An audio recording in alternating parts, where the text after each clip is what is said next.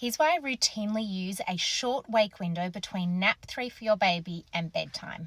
And it's a comment and question that I get all the time. In fact, I've had it 3 times today. Why is your wake window too small, or that wake window is way too short? But there is method to my madness. When I have a baby on a 3 nap schedule, so for example 6, 7, 8 months, if we can hold on to it at 8 months, then the way I structure naps is a short nap, a long nap, and a cat nap. And the cat nap is anywhere between 15 to 30 minutes in the afternoon. That is not a full restorative sleep cycle.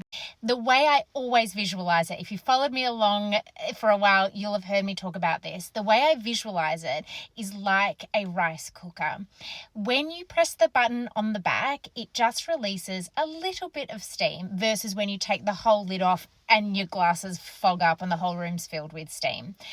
The third cat nap of the day is that little release of steam on the rice cooker. We are just taking the edge off the exhaustion and the sleep pressure so that we get to bed in a really well-rested state. And it can feel counterintuitive, like, don't we want to be tired for bedtime and have tired babies ready for sleep, not well rested? It's a balance between babies that like to be overtired, and they're the babies that I predominantly work with.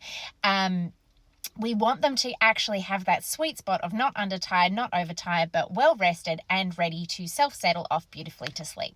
And I find that if we use a 15 to 30 minute wake window, 15 to 30 minute cat nap in the afternoon, we keep bedtime in the 7s, which for me as a parent, I adore my children and I'm ready for bedtime by 7:30. And it means that you do get to roll into bedtime without a hot mess, overtired baby because you've tried to do this really long wake window off a short nap. Now, of course, if you have a third nap and it's really long and restorative, absolutely you would need a longer wake window.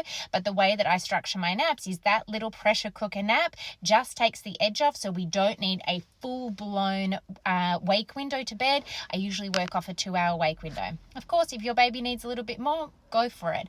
But that is where I start.